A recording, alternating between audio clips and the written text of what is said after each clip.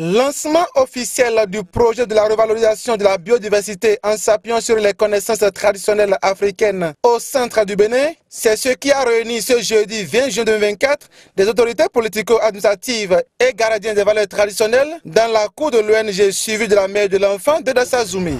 Bon, nous venons, comme vous l'avez dit, de procéder à la cérémonie de lancement du projet de la revalorisation de notre patrimoine, de la biodiversité, pour plusieurs raisons, dont les plus importantes sont les suivantes. Dans un premier temps, il a été clairement dit par le chef de l'État que notre pays est d'essence vaudou.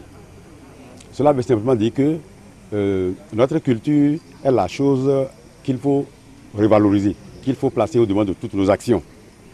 La deuxième raison qui a motivé ce projet, c'est que nous avons assisté à beaucoup de catastrophes ces derniers temps dans notre région. Les pluies, soit elles sont très nombreuses pour tout détruire, soit elles sont totalement rares pour tout sécher.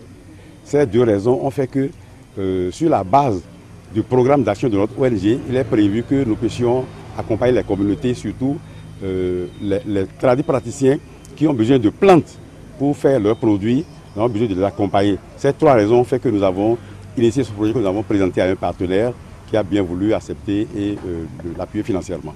Ce projet financé par le Canada et les Pays-Bas compte plusieurs activités. Séance de travail technique relative à l'élaboration du projet d'arrêté préfectoral pour la protection de la biodiversité et des forêts. Le tour sur les activités transversales d'inclusion sociale, d'intégration de la jeunesse et d'intégration des femmes et des jeunes enfants.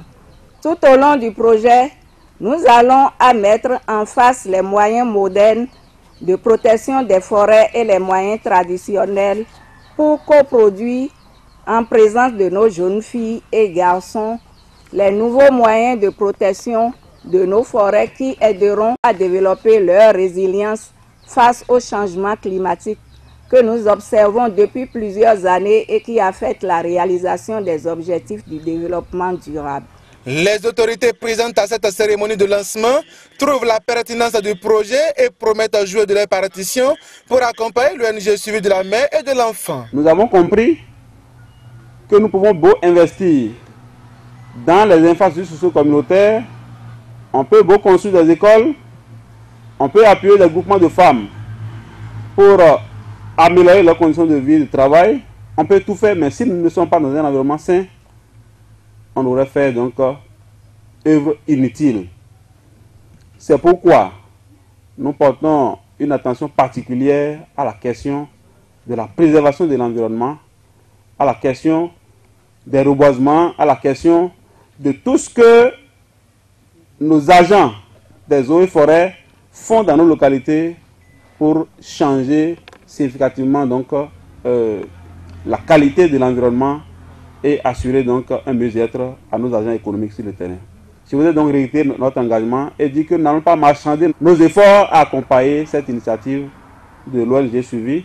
Donc, j'invite l'ONG Suivi de venir à la prochaine session du conseil communal pour présenter le projet, afin que les politiques s'en saisissent pour en faire leur chose, pour en faire leur credo pour les mandats à venir. Puisque nous sommes dans une logique de promotion du développement durable et chacune des communes des départements des collines a fait l'option d'assurer le bien-être social des populations à travers des initiatives de promotion de forêts communautaires, comme l'a si bien dit le maître Dassa tout à l'heure, mais également à s'inscrire dans la dynamique de suivi des initiatives portées par le gouvernement, notamment à travers l'accompagnement que nous donnons quotidiennement à nos forestiers, qui sont garants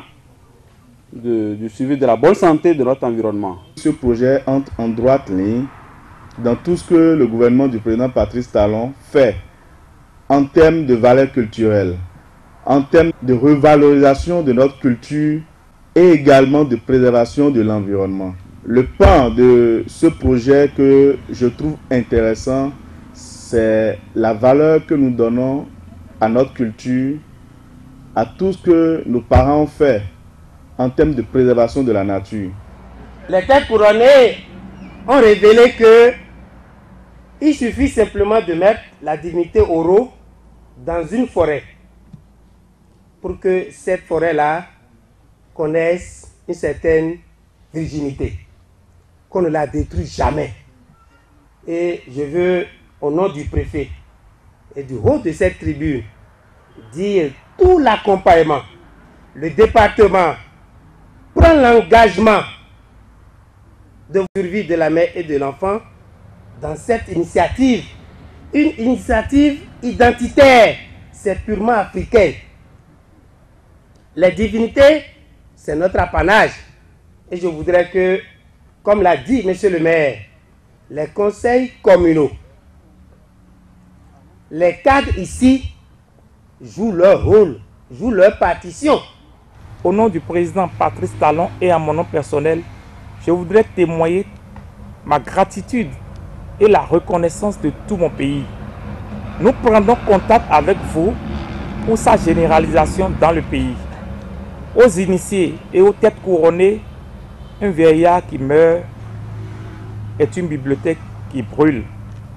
Je vous exhorte à partager le contenu de la bibliothèque afin qu'il ne soit trop tard.